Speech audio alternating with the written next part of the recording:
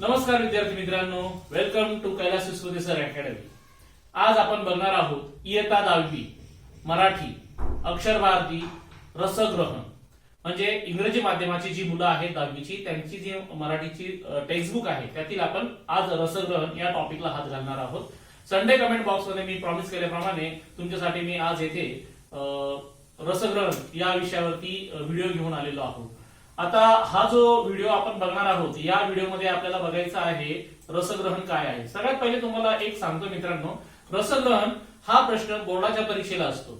बोर्डाच्या परीक्षेत विभाग 2 पद्य विभाग याच्यामध्ये प्रश्न 2A मध्ये रसग्रहणाला हा प्रश्न 8 मार्कासाठी असतो। हा टोटल 8 मार्काचा प्रश्न आहे आणि व्हिडिओच्या ज्या आपण थंबनेल मध्ये मी सांगितलेलं आहे त्या थंबनेल मध्ये तुम्हाला मी सांगितलं होतं की आउट ऑफ मार्क्स मिळवा, तर आउट ऑफ मार्क्स मिळतील। फक्त हा व्हिडिओ तुम्ही व्यवस्थित बघा आणि त्याप्रमाणे तुम्ही पेपर लिहा, आरामात तुम्हाला 8 मार्क्स मिळतील। गेला तर गेला 1 मार्क जाईल, फार तर फार 7 मार्क, तो पण कुठे गेला तर शुद्ध लेखनात जाईल, अदरवाईज जाणार नाही। ठीक आहे, तर ओके मित्रांनो, तर आज आपण बघणार आहोत मागच्या वर्षी म्हणजे मार्च 2020 या वर्षी आलेल्या बोर्डाचा जो क्वेश्चन पेपर होता मराठीचा त्याच्यात आलेला जो प्रश्न आहे अंकिला मी दास तुझा, हा आपण प्रश्न यावेळेला घेणार आहोत। म्हणजेच आपण अंकिला मी दास तुझा या कवितेचं रसग्रहण आपण इथे बघणार आहोत। तर ठीक आहे मित्रांनो, तर आपण बघणार आहोत रसग्रहण 8 गुणांचा प्रश्न संतवाणी मधील अंकिला मी दास तुझा। आता हा प्रश्न येण्या अगोदर आपल्याला हा प्रश्न बघण्या अगोदर आपल्याला रसग्रहणाचा जो प्रश्न असतो त्याच्यामध्ये आपल्याला काय काय असतं काय काय नाही हे पहिले त्याचं एक प्रारूप किंवा त्याची एक रूपरेषा समजून घ्यावी लागेल। ठीक आहे, कारण रूपरेषा समजल्याशिवाय आपल्याला 8 मार्क्स घेता येणार नाही। क्रिकेट खेळायला चाललोय, बॅटिंग करताना पहिले फिल्डर कुठे कुठे लावलेले आहेत ते बघायचं असतं आणि त्या हिशोबाने बॅटिंग करायची असते। ठीक आहे, तर आता आपण पहिले आपले फिल्डर पाहूया कुठे कुठे लावलेले आहेत। तर टोटल याच्यामध्ये 6 पॉइंट्स असतात, त्यापैकी 5 पॉइंट विचारले जातात।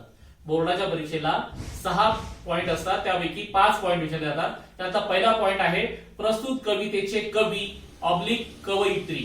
मित्रांनो नीट बघा, कवयित्री म्हटलं आहे, कवियित्री नाही। कवियित्री म्हटलं की अर्धा मार्क जाईल तुमचा तिथे आणि अर्धा मार्काचं पुढे 1 मार्कात कन्व्हर्शन होतं, तर ही गोष्ट लक्षात ठेवा। त्यामुळे पहिला पॉइंट आहे प्रस्तुत कवितेचे कवी। दुसरा पॉइंट आहे प्रस्तुत कवितेचा विषय, म्हणजे इथे आपल्याला काय करायचंय, या कवितेचा विषय काय आहे तो लिहायचा आहे। या 2 प्रश्नांना प्रत्येकी 1 मार्क असतो, 1 गुण असतो। हे 2 झाले। आता याच्यानंतर जे उरलेले आहेत त्यातील कोणतेही तुम्हाला 4 येतील। ठीक, सॉरी 3 येतील। उरले 4, त्यातील तुम्हाला 3 येतील, तर ते आपण बघणार आहोत। आता पुढचा जो पॉइंट आहे तो आहे, एक सेकंड, तो आहे तिसरा मुद्दा प्रस्तुत ओळींचा सरळ अर्थ। इथे काय असतं की बोर्ड जे आहे ते तुम्हाला स्वतः ओळी देतं, कोणत्याही कवितेतील 2 ओळी, आणि त्याचा अर्थ तुम्हाला तुमच्या भाषेत व्यवस्थित लिहायचा असतो। या अगोदरच्या प्रश्नपत्रिकेमध्ये कसं असायचं की मुलांना घरून कोणत्याही 2 ओळी पाठ करून यायला मुभा असायची, घरून कोणत्याही 2 ओळींचा अर्थ पाठ करून यायचे, ते त्या बोर्डाच्या पेपरला लिहायचे, त्यामुळे त्यांना ते सोपं जात होतं। पण आता इथे काय झालंय की बोर्ड तुम्हाला कोणत्याही 2 ओळी विचारते, तर त्यामुळे तुम्ही माझे जे या अगोदरचे कवितेचे व्हिडिओ आहेत ते नीट बघा। त्याच्यामध्ये मी तुम्हाला जो थंबनेल असेल त्याच्यामध्ये मी सांगायचो तुम्हाला की रसग्रहणाच्या ओळींच्या अर्थासहित असं मी म्हणायचो। तर आज आपण जिथे बघणार आहोत जी कविता, त्या ओळीचा व्हिडिओची मी लिंक आहे ती आय बटन मध्ये वरती दिलेली आहे। मी आय बटनवर जर तुम्ही क्लिक केलं तर तुम्हाला त्या कवितेच्या व्हिडिओवर पोहोचता येईल व तिथे तुम्हाला अवघड शब्दांचे अर्थ आणि बाकीचे जे काही आहेत ते पण तुम्हाला समजेल, ओळींचे अर्थ पण तिथेच मिळतील तुम्हाला। चौथा पॉइंट आहे प्रस्तुत कवितेतून मिळणारा संदेश। पुढचा पॉइंट काय दिलाय त्यांनी, प्रस्तुत कवितेतून मिळणारा संदेश, म्हणजे ह्या कवितेतून आपल्याला काय संदेश मिळतो आहे हे आपण तिथे त्यांना लिहून द्यायचं आहे, ते आपल्याला तिथे समजावून सांगायचं आहे। पुढचा 5वा पॉइंट आहे प्रस्तुत कविता आवडण्याची वा न आवडण्याची कारण। आता हा पुढचा जो पॉइंट आहे त्याच्यामध्ये आपल्याला सांगायचं आहे कविता आपल्याला आवडली की नाही आवडली, आणि जर आवडली त्याचं कारण, नाही आवडली तरी त्याचं कारण। मित्रांनो शक्यतो इथे आपल्याला पॉझिटिव्हली लिहायचं आहे की कविता आवडलेली आहे, कारण पॉझिटिव्हली लिहिलं तर व्यवस्थित मार्क मिळू शकतात। काही मुलांनी मागच्या वेळेला निगेटिव्ह मध्ये लिहावं का असं पण विचारलं होतं मला मागच्या वर्षीच्या, पण त्या मुलांना मी सांगितलं होतं नाही लिहायचं, निगेटिव्ह लिहिल्यानंतर पण थोडासा परीक्षक विचार करतो, त्यापेक्षा आपण पॉझिटिव्हच लिहूया म्हणजे त्यातून आपल्याला समजतं। ठीक आहे, आणि पुढचा पॉइंट आहे येथे प्रस्तुत कवितेमधील येथे कवितेचे 4 अवघड शब्द दिलेले असतात, त्याचे आपल्याला मिनिंग्स तिथे लिहायचे असतात। एका शब्दाला हाफ मार्क असतो. तर असे टोटल तुम्हाला इथं स्क्रीनवर दिसत आहे, टोटल 6 पॉइंट असतात. 6 पॉइंट पैकी कोणत्याही 5 पॉइंटवर विचारतात, त्यापैकी पहिले 2 पॉइंट फिक्स असतात, ते 1-1 मार्काचे असतात. बाकीचे जे उरलेले 4 पॉइंट आहेत त्यातील कोणतेही 3 पॉइंट तुम्हाला विचारतील. ठीक आहे मित्रांनो, तर आता आपण कवितेचं पुढचं बघूया. रसग्रहण अंकिला मी दास तुझा. आता इथे लिहिताना आपल्याला कसं लिहायचंय हे पण तुम्हाला सांगतो की जो मार्जिन आहे, मार्जिनला चिटकून लिहायला सुरुवात करायची आहे. 1 नंबर तिथे टाकायचा आहे. ओके, आणि हा प्रश्न नवीन पानावर सोडवायचा आहे. न्यू पेज वरतीच हा प्रश्न सॉल्व्ह करायचा आहे. सगळ्यात मोठा 8 मार्क घसघशीत मिळून देणारा हा प्रश्न आहे, त्यामुळे याच्यावरती आपल्याला नीट कॉन्सन्ट्रेट करायचं आहे. व्हिडिओ नीट बघा, प्रत्येक ओळख विचारा, नाही समजलं कमेंट मध्ये विचारा, सांगेल मी. 8 पैकी 8 मार्क नाही तर 7 मार्क गेलेच नाही पाहिजे. 8 पैकी 8 मिळणारच अशा हिशोबानेच पेपर लिहायचा आहे आपल्याला. ठीक आहे, आता इथे आपण लिहूया. पहिला मुद्दा टाकायचा आहे, प्रस्तुत कवितेचे कवी ऑब्लिक कवयित्री. ओके, त्याच्या खाली एक पॅराग्राफ टाकून लिहायचं. त्याच्या खाली अंकिला मी दास तुझा या कवितेचे कवी संत नामदेव हे आहे. आता तुम्हाला बोर्डाच्या पेपरला जे येईल त्याचं मी तुम्हाला इथे एक फोटो पण दाखवणार आहे. तुम्हाला आता इथे फोटो दिसत असेल. फोटोमध्ये हे अशा प्रकारे विचारलेलं जातं, पण आपल्याला हे असंच टेबल प्रमाणे लिहायचं नाहीये. आपल्याला सरळ सरळ उत्तर पत्रिकेत उत्तर जसं असतं त्याप्रमाणेच लिहायचं आहे. म्हणून मी फळ्यावर दाखवतो आहे इथे ब्लॅकबोर्ड वरती, त्याप्रमाणेच तुम्हाला ते लिहायचं आहे. अंकिला मी दास तुझा या कवितेचे कवी संत नामदेव हे आहे. काही जण म्हणतील सर नुसतं संत नामदेव लिहिलं तर चालेल का? चालेल बाळांनो, मार्क्स पण मिळतील, पण आपल्याला आहे ना थोडंसं इम्प्रेसिव्ह पेपर लिहायचं आहे. आता इथे बघा आपण लिहिताना काय केलंय, एकेरी शिंग, सिंगल इन्व्हर्टेड कॉमा, एकेरी अवतरण चिन्ह, याला काय म्हणतात? एकेरी अवतरण चिन्ह. मी गमतीने त्याला काय म्हणतो? एकेरी शिंग असं म्हणतो. तर त्या सिंगल इन्व्हर्टेड कॉमा मध्ये मी अंकिला मी दास तुझा हे कवितेचं नाव टाकलं आहे, आणि कवी जे आहे त्यांचे नाव सिंगल इन्व्हर्टेड कॉमा मध्ये एकेरी अवतरण चिन्हात टाकलेलं आहे. म्हणजे काय होतं, तपासणाऱ्याला जाणवतं की याला विराम चिन्ह कुठं वापरायचं, कसं वापरायचं याची जाण आहे, ह्या मुलाचा पेपर चांगला आहे असंच त्यांना वाटेल. मित्रांनो, सगळ्यात शेवटी एक ज्यावेळेला तुमची बोर्डाची एक्झाम जवळ येईल त्यावेळेला मी तुम्हाला मागच्या वर्षीचा जो पेपर आहे तो कसा सोडवलेला असेल तो मी माझ्या हाताने लिहून दाखवलेला राहील, आणि तो मी तुम्हाला व्हिडिओमध्ये शेअर करेन. म्हणजे तुम्हाला एक अंदाज येईल की पेपर कसा लिहायचा, आदर्श पेपर कसा लिहायला हवा. ठीक आहे, ओके. दुसरा जो पॉइंट आहे, एक ओळ सोडायची. पहिला मुद्दा झाला, त्याच्यानंतर एक लाईन सोडायची, खाली दुसऱ्या पॉइंटवर टाकायचंय प्रस्तुत कवितेचा विषय, डॅश करायचं, खाली पॅराग्राफ पाडून लिहायचं. या कवितेत कवीने एकेरी अवतरण चिन्ह म्हणजे सिंगल इन्व्हर्टेड कॉमा श्री विठ्ठलाला आपली आई मानले आहे व या मातेने आपला सांभाळ करावा अशी विनंती केली आहे, असं तुम्हाला दुसऱ्या पॉइंट मध्ये लिहायचं आहे. कळालं?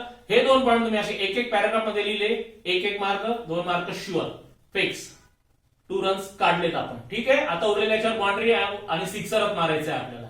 ठीक आहे, पुढचा तिसरा मुद्दा, प्रस्तुत ओळींचा सरळ अर्थ. आता इथे तुम्हाला वाटलं तर तुम्ही त्या ओळी पण लिहू शकता आणि त्याच्या खाली अर्थ लिहू शकता, पण ओळी लिहिताना स्पेलिंग मिस्टेक व्हायला नको म्हणून तुम्ही ओळी नाही लिहिल्या तरी चालतील. डायरेक्ट पॅराग्राफ टाकून लिहायचं आहे. 2 ओळींचा अर्थ आहे म्हणून 2 पॅराग्राफ करायचे. एका पॅराग्राफला 1 मार्क मिळू शकतो, 2 पॅराग्राफला 2 मार्क. ठीक आहे.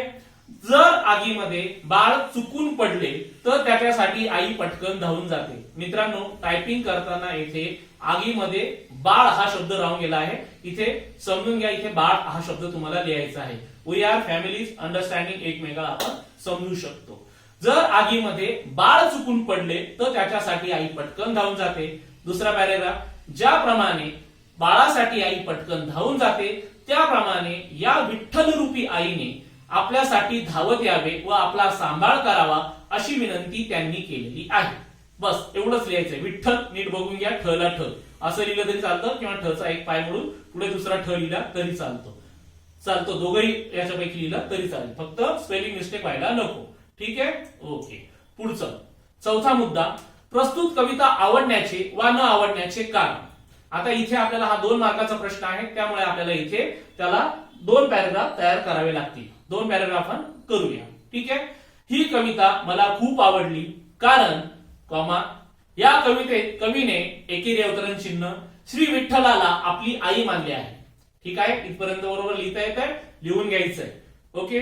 ज्याप्रमाणे आई बाळाचा सांभाळ करते त्याप्रमाणे देवाने आपला सांभाळ करावा असे या कवितेत सांगितले आहे. पहिला पॅराग्राफ संपला. आता मला सांगा, एवढं लिहिल्यानंतर कोण तुम्हाला 1 मार्क देणार नाही?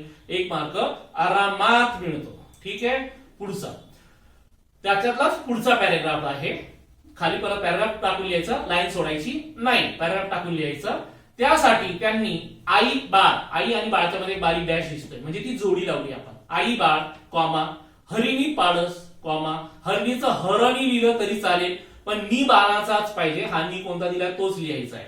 हरिणी पाडस कॉमा पक्षिणी पिल्लू, पक्षिणीचा क्षी कोणता आहे तो बघा, नी पण बघा, आणि पिल्लू कॉमा गाय वासरू. अशी वेगवेगळी उदाहरणे दिली आहेत. मित्रांनो, इथे 4 उदाहरणं मी दिले. तुम्हाला वेळेवर 2 आठवले तरी चालतील, कारण तुमच्या मनाची भाषा आहे, तुम्ही मनाने लिहू शकता. येते 2 उदाहरणं लिहा, परंतु उरलेली 2 नंतर आठवतील आपल्याला आणि मग आपण नंतर लिहून टाकू आणि आपण तेवढी जागा मोकळी सोडून देऊ, असा उद्योग करायचा नाही. त्या परीक्षकाला जाणीवपूर्वक जागा करून नाही द्यायचं की बाबा मला इथं येत नाहीये, मी इथं मार्क सोडले, तू इथं माझे मार्क कापून टाक. स्वतःहून कापायचे चान्स द्यायचाच नाही. 2 लिहा फक्त उदाहरण. एक तर समजेल तुम्हाला आई आणि बाळ, आणि दुसरा डायरेक्ट गाय वासरू. पक्षीचा क्षी कोणता काढू, नी कोणता काढू, गडबड होईल. हरणी पाडस गडबड होईल. सरळ लिहा आई बाळ आणि गाय वासरू असं लिहा. अशी वेगवेगळी आपण याच्यात वेगवेगळी व्हरायटी म्हणू शकतो ना. ठीक आहे, तर एवढं तुम्हाला समजलं असेल. त्याला चान्स द्यायचा नाही आपल्याला. आपण कुठं चुकलोय सापडू नाही द्यायचं त्याला. बरोबर, आपण बरोबर आपलं पुढे कंटिन्यू. ही कविता अभंग स्वरूपातील असून देखील सहज समजते. म्हणजे या कविता ही कोणत्या टाईपची आहे? अभंग टाईपची आहे. त्याच्यामुळे आपल्याला सहज समजते असं आपण तिथे त्यांना लिहिलं आहे. ही कविता कंसात अभंग आहे, ब्रॅकेटमध्ये अभंग आहे. मग आता एक तर कविता लिहा नाही तर अभंग लिहा. ही कविता किंवा अभंग वाचताना मला माझ्या आईची आठवण झाली, त्यामुळे ही कविता मला खूप आवडली. सिंपल. एवढे 2 पॅराग्राफ लिहिले, 2 मार्क्स फिक्स एकदम. ठीक आहे, इथपर्यंत कळालं? ओके. पुढचा आता 5वा पॉइंट, प्रश्नपत्रिकेत आलेला 5वा पॉइंट. प्रश्नपत्रिकेत त्या 6व्या पॉइंट मधला प्रश्न न घेता तो वगळून हा घेतलेला आहे, कारण मी सुरुवातीला सांगितलं कोणतेही 5 पॉइंट घेतात. तर आता हा पुढचा आहे. प्रस्तुत शब्दांचा अर्थ लिहा. आता हे जे शब्द आहेत ते दिलेले असतात त्यांनी, त्याचा आपल्याला अर्थ लिहायचा असतो. पहिला शब्द दिलाय काज, त्याचा अर्थ आहे काम. सवे, सवे दोघं शब्द लिहायचे, स्वतः लिहायचं आणि पटकन लिहायचं, दोघांपैकी एक असणार. त्यामुळे मी दोघं लिहिले आहे, कारण व्हिडिओमध्ये मी तसंच सांगितलं होतं. पाळस हरणीचे पिलू, धेनू गाय.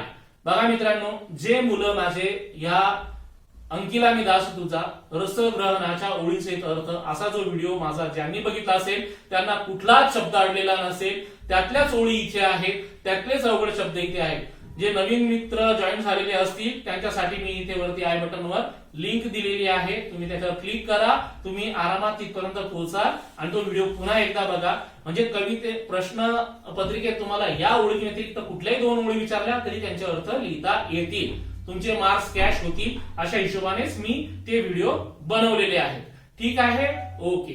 पुढचा आपण 6वा पॉइंट घेणार आहोत. जरी प्रश्नपत्रिकेत 5 विचारले तरी आपण 6च्या 6 घेणार आहोत, कारण जो एक्झामिनर आहे तो कोणते विचारणार माहिती नाही, म्हणून आपण 6च्या 6 पूर्ण घेतोय.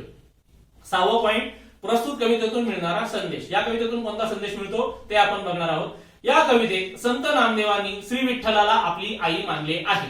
ज्याप्रमाणे बाळ पूर्णपणे आईवर अवलंबून असते त्याप्रमाणे आपणही देवाच्या चरणी राहावे. पहिला पॅराग्राफ संपला. ओके. याचाच दुसरा पॅराग्राफ, अडचणीत असल्यावर ज्याप्रमाणे आई आपल्या बाळासाठी धावून जाते त्याप्रमाणे श्री विठ्ठल आपले रक्षण करेल, आपला सांभाळ करेल, आपल्यासाठी धावत येईल असा संदेश या कवितेतून कवीने आपल्याला दिलेला आहे. असं आपण हा सेकंड पॅराग्राफ लिहून टाकायचा आहे. ठीक आहे मित्रांनो, पॅराग्राफ बदलताना लाईन टाकायची नाही आहे, लाईन मोकळी सोडायची नाही आहे. 1 2 3 4 5 याच्यामध्ये तुम्हाला लाईन सोडायची आहे. आणि प्रश्नपत्रिका मध्ये प्रश्न कसा सोडवायला हवा याचं एक मॉडेल आन्सर शीट मी तुम्हाला इथे देणार आहे. व्हिडिओच्या शेवटी तुम्हाला इथे तुम्हाला ते दिसेलच. तिथे तुम्हाला मी पूर्णपणे सॉल्व्ह केलेला माझ्या हस्ताक्षरातील मी तुम्हाला तिथे आन्सर शीट टाकणार आहे. फक्त माझ्याकडे प्रॉब्लेम झालाय असा की आन्सर शीट नाही आता, त्यामुळे माझी जी वही आहे, ज्या वहीतून मी मुलांना शिकवतो त्याच वहीतील एक पेजचा मी फोटो इथे तुम्हाला शेअर करतो आहे. त्याच्यावरून तुम्हाला अंदाज येईल. जर काही डाऊट वाटले तर तुम्ही मला पुन्हा कमेंट्स मध्ये जरूर विचारा. मी तुमच्या कमेंट्सला जरूर उत्तर देईन. ठीक आहे. तर हा व्हिडिओ तुम्हाला कसा वाटला, काय वाटला हे तर तुम्ही मला सांगायचंच आहे. माझ्या व्हिडिओला जास्तीत जास्त सबस्क्राईब करा, लाईक करा, शेअर करा. तुमच्यासारखे जे मित्र आहेत त्यांच्यापर्यंत पोहोचू द्या, कारण कोरोनामुळे सगळ्यांना ऑनलाईन एज्युकेशन घेणं परवडत नाहीये आणि काही काही जे गरीब घरातील मुलं आहेत त्यांना जर यातून जर मदत होत असेल तर मी देवाचा खूप खूप आभारी आहे की मी तिथपर्यंत त्यांच्यापर्यंत पोहोचू शकतोय, कोणाच्या तरी कामासाठी येऊ शकतोय. आता इथे एक तुम्हाला स्लाइड दाखवतोय मी. याच्यामध्ये मी काय म्हटलं आहे की येथे बोर्डाच्या एक्झामला क्वेश्चन पेपरमध्ये कोणत्याही 2 ओळी दिलेल्या असतात. ज्या वेळेला तुम्हाला कोणत्याही 2 ओळींचा अर्थ विचारला असतो त्यावेळेला त्या ओळींचा अर्थ लिहायचा, त्यासाठी आपला तो व्हिडिओ कामाला येईल. कळालं इथपर्यंत?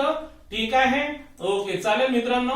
आता इथे तुम्हाला मी माझ्या हस्ताक्षरात लिहिलेला जो पेपर आहे तो दिसत असेल. त्यामध्ये मी तुम्हाला मध्ये मध्ये लाईन सोडलेल्या आहेत, त्या दिसत असतील की एक एक पॉईंट झाल्यावर एक एक लाईन सोडायची आहे आणि त्या हिशोबाने जिथे तुम्हाला त्या ओळी विचारलेल्या असतील त्यांचा अर्थ तिथे टाकायचा आहे. बाकीचं मटेरियल सेम राहील, फक्त ओळींचे अर्थ बदलतील. एवढं तुम्ही लक्षात ठेवा. बाकीचं मटेरियल सेम राहील. जर तुम्हाला प्रश्न विचारला तर त्या हिशोबाने तुम्ही ते लिहायचं आहे. आणि सगळ्यात महत्वाची बाब, मनातून ही समज, हा भ्रम, ही भीती काढून टाका की मार्क कमी मिळतील, मार्क कापले जातील. मित्रांनो, मार्क कापले जात नाही. कोणताही बोर्डाचा एक्झामिनर असो, तो पण माणूस असतो, तो मार्क द्यायलाच बसलेला असतो, मार्क कापायला बसलेला नसतो.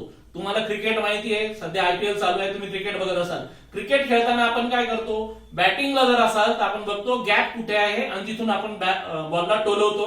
मग तो एक तर 6 होतो, नाही तर 4 होतो, नाही तर 2 रन मिळतात. आणि ज्यावेळेला आपण बॉलिंग करतो त्यावेळेला बॅट्समन कसा खेळतोय ते बघून फिल्डिंग लावतो, त्या हिशोबाने बॉल टाकतो आणि त्याला आउट करायचा प्रयत्न करतो. बस क्रिकेटचा खेळ सारखाच आहे. बघायचं किती मार्काला आहे आणि त्या मार्काप्रमाणे त्याला उत्तर लिहून द्या. जर त्या माणसाला, तपासणारा माणूस जो आहे त्याला जर तुम्ही त्याच्या मनाप्रमाणे जर उत्तर लिहून दिली, त्याच्या हिशोबाप्रमाणे उत्तर लिहून दिली तर तो कशाला तुमचे मार्क कापेल. त्यामुळे तुम्हाला परत सांगतो, 8 पैकी 8 मार्क शुअर शॉट, शुअर मिळणारच. ओके, तर ठीक आहे, आपण पुन्हा पुढच्या व्हिडिओत भेटूया. तोपर्यंत always for student 365 days Kailas Ispute sir. Thank you.